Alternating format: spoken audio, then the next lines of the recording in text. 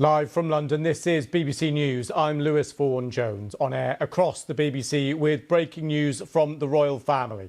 Prince Andrew has announced he will give up his royal titles. So that breaking news, Prince Andrew has announced he will give up his royal titles. He has released a short statement. I will bring you just one sentence from it. He says, quote, "I will therefore no longer use my title or the honours which have been conferred upon me." Well, with me is our news correspondent, Tom Simons. Tom, you have the statement there from Prince Andrew in front of you. First of all, could you just run us through it? Yes, this has literally just come in the last 15 minutes. The statement says, and it's a statement headed as a statement by Prince Andrew. It says, "In discussion with the King and my immediate and wider family, we have concluded that the continued accusations about me distract from the work of His Majesty and the royal family.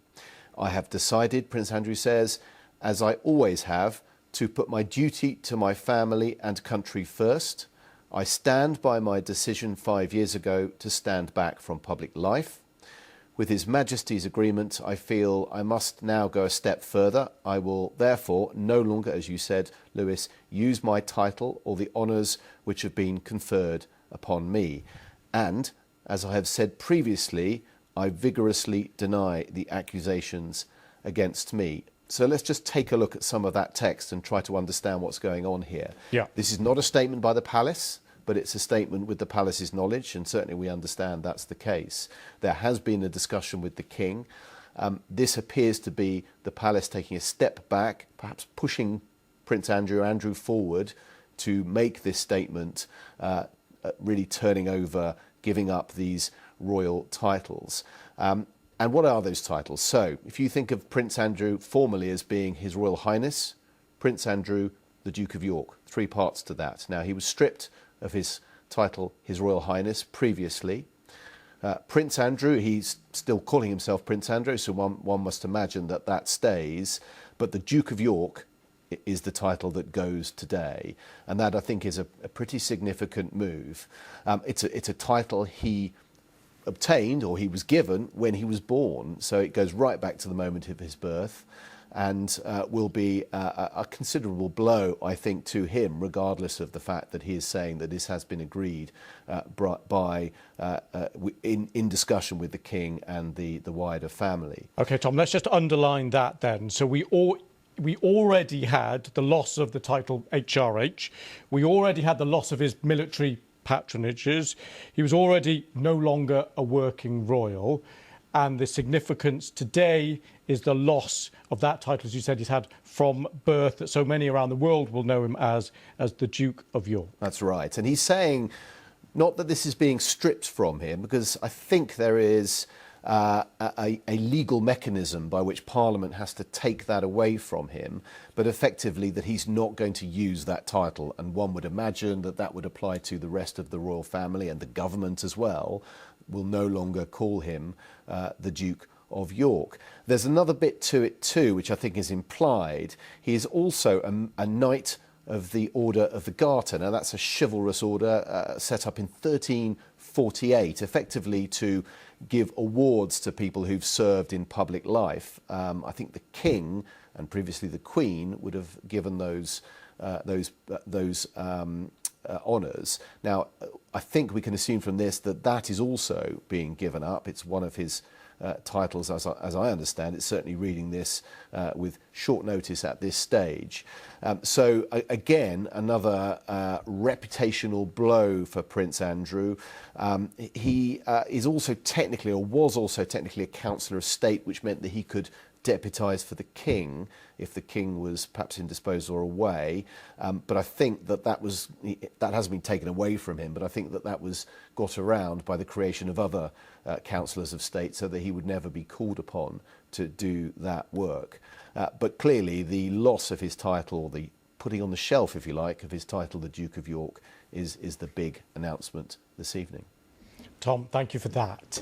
And if you are just joining us here, the news that's broken just in the last 5 minutes, Prince Andrew will be giving up his titles, some of which he was already not using, but there are significant changes here. He released a statement by Prince Andrew, and I'm just going to bring that to you now. It is just one paragraph, a few sentences. It starts like this.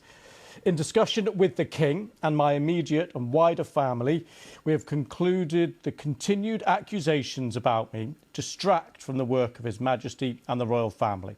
I have decided, as I always have, to put my duty to my family and country first. I stand by my decision 5 years ago to stand back from public life. And with His Majesty's agreement, we feel I must now go a step further. I will therefore no longer use my title or the honours which have been conferred upon me. As I said previously, I vigorously deny the accusations against me. So he's giving up the royal titles, including, presumably, of course, the Duke of York, which he has been known as since birth, and so many around the world know him as. He will not now be using that title, it seems. I will no longer use my title or the honours which have been conferred upon me, said in that statement released at 7 p.m. here in London. Right, let's get a bit of immediate reaction to this. We can speak to royal commentator and former BBC royal correspondent Jenny Bond. Jenny, good to see you. Just first of all, your reaction to this. Well, I think it's a great relief to the palace to get this sorted out once and for all. The pressure was becoming untenable. I must just correct something that's been said. He was conferred the dukedom, Duke of York, on his marriage to Sarah Ferguson in 1986. From birth, obviously, he's been a prince, but not a Duke of the realm. Of course, he is also Earl of Inverness and Baron Killyleagh. Although he refers to only one title, I imagine that he will not use those either. I was struck in the statement by the fact that the pronoun we is used quite a lot. We have decided that we must go one step further. There's been a lot of pressure put on Andrew in the last couple of days by the palace and by his brother and I think by his nephew, Prince William. The situation had become completely untenable. It could not go on day after day, headline after headline about Andrew and distracting from the very good work that the rest of the family is doing. So something had to be done, and I'm glad that he has, we could say, fallen on his sword, but I think he's been pushed onto it. I don't think this is a decision that Andrew, quite an arrogant man, very, very fond of his status, would have willingly made without a lot of pressure. And what do you make of the timing here, Jenny? Well, I think it's the culmination of all the headlines, and today the headlines and the pictures of him shaking the hand of someone associated allegedly with the Chinese alleged spying scandal. It was just one thing after another. I mean, I've actually been reporting on Andrew and the Epstein scandal for 20 years, more than that, probably 25 years. The rumours have been swirling, and now it has all come to a head. And it was just too much. It was really tarnishing the whole reputation of the monarchy, and it could not be allowed to continue. And I'm very glad that Charles and I think William and the palace have decided enough is enough. What happens next, I really don't know. I don't know what happens to an ex-duke. I mean, we have the example of Edward VIII, who abdicated, but he remained Duke of Windsor for the rest of his life. Andrew will remain a prince because that is his birthright. But how he will conduct himself and whether Sarah will give up, I assume she is no longer a duchess. Will they continue to live in Royal Lodge that the King's been trying to get them out of? I don't know. I think it's all up for grabs now. And what do you make of the decision? As you said, you pointed right at the beginning, the use of we, the sense that this was encouraged pressure from within the family. Why is that a better way than the King appearing to act decisively, for example, and strip them? Well, no, he is his brother, and Charles is not a vindictive man. But, you know, I think we can read between the lines here. I mean, enormous pressure has been exerted by the King and by William on him, and they've given him the way out, I suppose. I mean, I think it's actually slightly risible that he says, Andrew says, I stand by my decision 5 years ago to stand back from public life. My goodness me, that wasn't his decision. That was his late mother's decision, who very reluctantly sacked her son from his role. He's been putting the best gloss he can on an absolutely personally and professionally drastic situation for Andrew. And I hope now that he will just quietly disappear from public life and let the monarchy get on with doing what the royal family worked so hard to do. But of course, the nature of the institution is that they have private events. Presumably he still will be a member of the family, will still be going to church and memorials and events like that. And of course, there are always cameras there. And so he will still be a presence there, even if he's not as far forward in the public mindset as he once was. Well, we shall have to see. I mean, now that he's taken this step, maybe he will be invited to Christmas. I don't know. I think the dust needs to settle and he needs to keep an enormously low profile, both publicly and privately, for quite some time.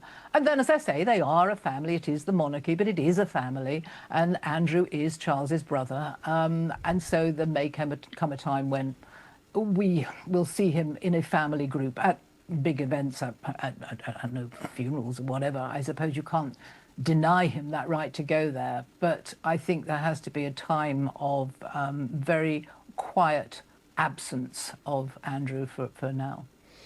And Jenny, one of the things you mentioned there is Sarah Ferguson, Duchess of York, and potentially wondering what would happen there. Well, just to update you, the BBC understands that his ex-wife will be known as Sarah Ferguson and no longer the Duchess of York. But their daughters will continue to have the title of Princess. So they will retain their titles. What do you make of that? Well, they are born princesses, yes. And so I feel enormous sympathy, actually, for Beatrice and Eugenie. It seems their life has been punctuated by scandals involving their parents, and they are a very close family. Whatever you say about Andrew and Sarah Ferguson, you have to say they're great parents. They brought up two beautiful young women who are trying to make their own way in the world and trying to help the royal family with some of their work. And it must be just so embarrassing and humiliating and conflicting for them, because they love Andrew and Sarah. So I feel for them, but I don't think there's any way that they're going to have an official working role. I've never thought that. I think this makes it even more difficult, but they will support their parents, and I think their parents are going to need quite a lot of loving support right now.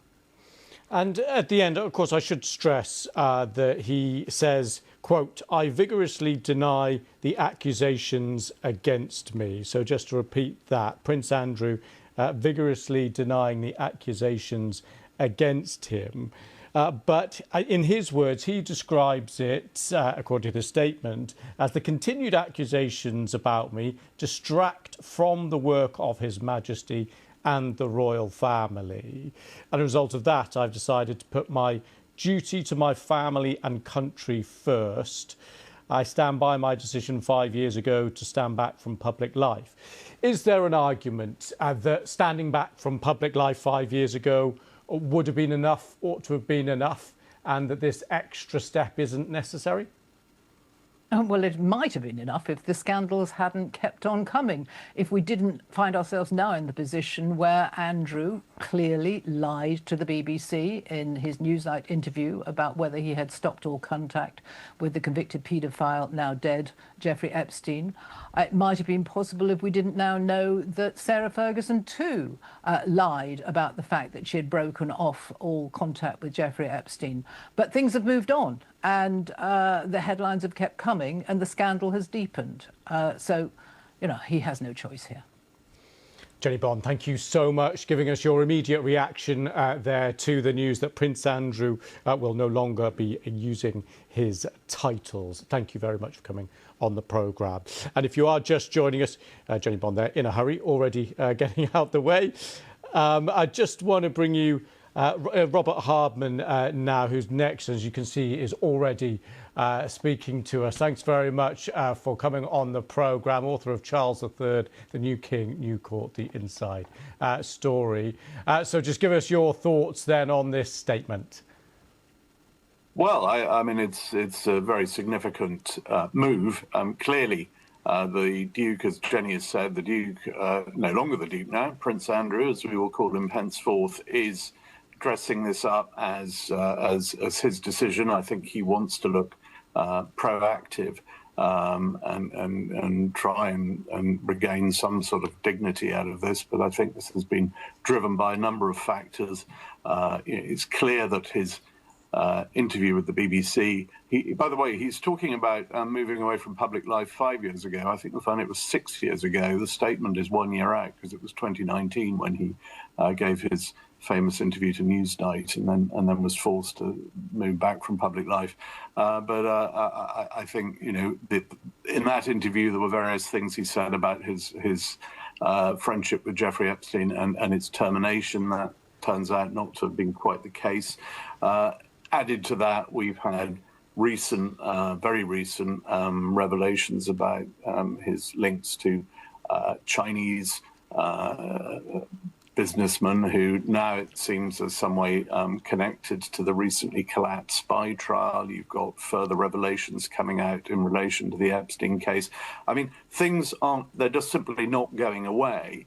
And I think the palace has really decided, and I think Prince Andrew has agreed that there really has to be a sort of further separation. But it's important to point out, I think, you know, maybe tomorrow there'll be headlines saying he's been stripped of his titles. He hasn't actually. He's simply said that he's not going to use them. Those titles still exist. They're still extant.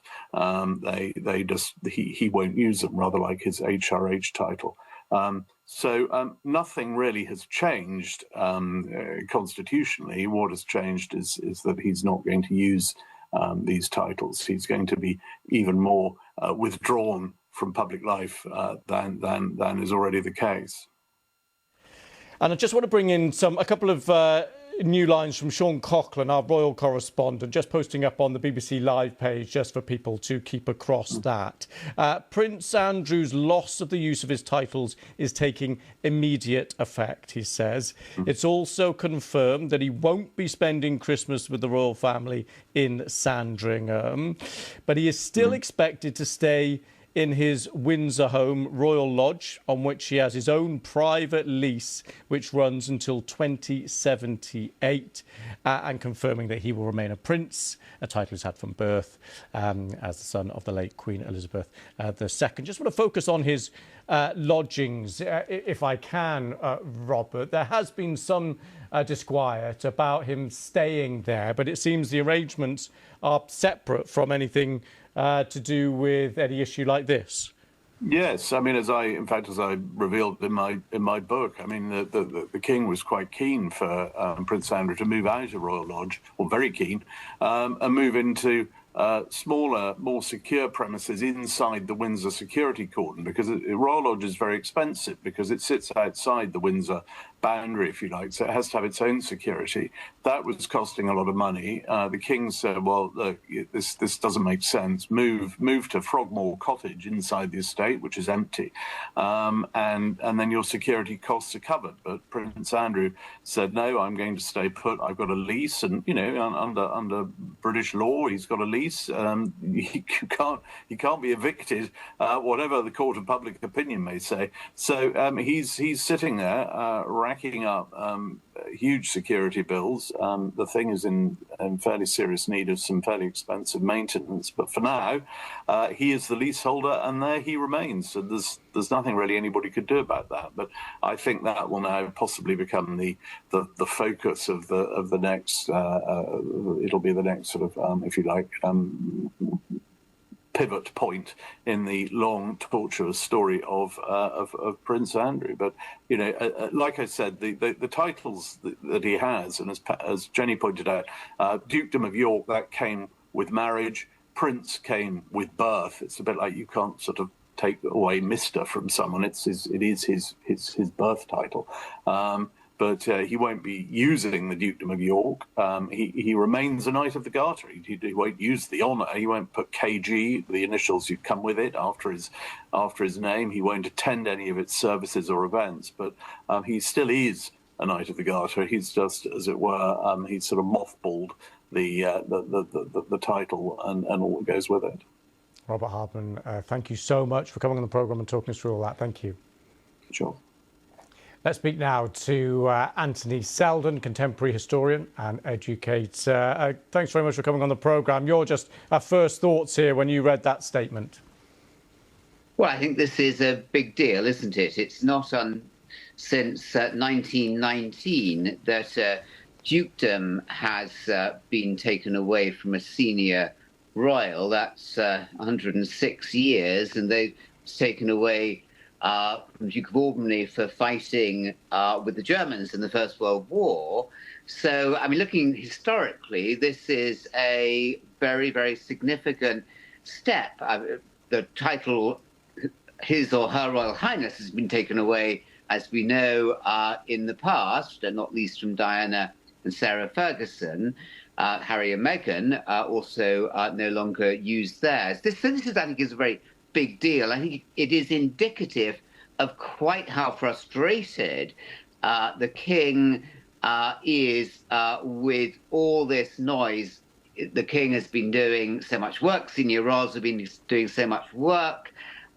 They have shown that after the death of Queen Elizabeth II, the royal family is still a very vital and important part of national life. Look at the President Trump visit. Would that even have occurred if, would he even have visited Britain if it hadn't been for the royal family inviting him?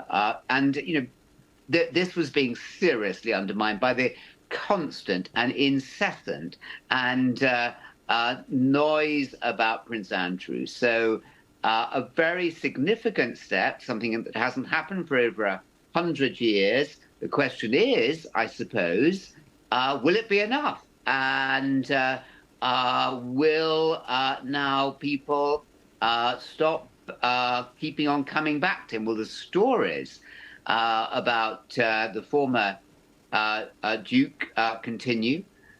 Is there anything else that can be taken away from him? So a very decisive moment, assertion of royal authority by the king, and hoping that this will close the chapter, if not necessarily close the book.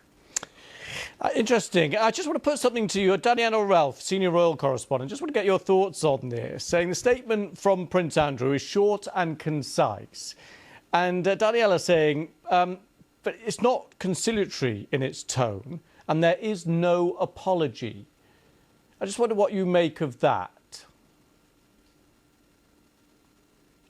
So I think that is very Andrew, isn't it?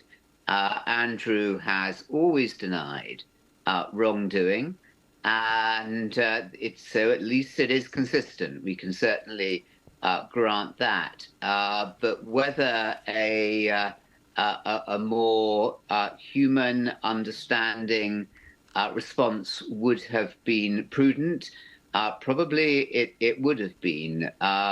And it certainly won't have done anything to remove from him the general belief that he is an arrogant person, entitled person, and somebody who feels born into this world, in a world in which now transparently the royal family has to work all the time to prove that it is serving the nation, that it can no longer have any of that old world in which they just presume that the country would be looking up to them and would be so thrilled just to see their faces going past in their carriages. Anthony Selden, thank you so much for coming on the programme. We are coming up to the end of the show, so we must leave it there, but thank you very much for that.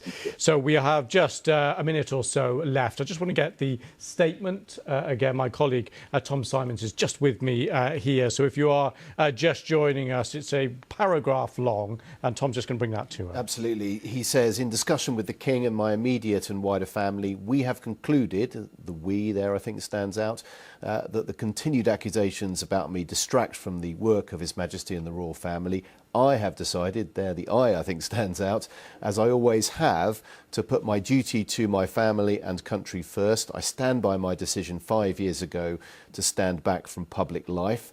With His Majesty's agreement, I feel I must now go a step further. I will therefore no longer use my title or the honours which have been conferred upon me. And as I have said previously, I vigorously deny the accusations against me. Tom, thank you very much for that. Right, do stay with us. We will have plenty more reaction to this. Breaking news. Prince Andrew gives up his royal titles. Plenty more coming up. Stay with us. I'm Lewis Vaughan-Jones. This is BBC News.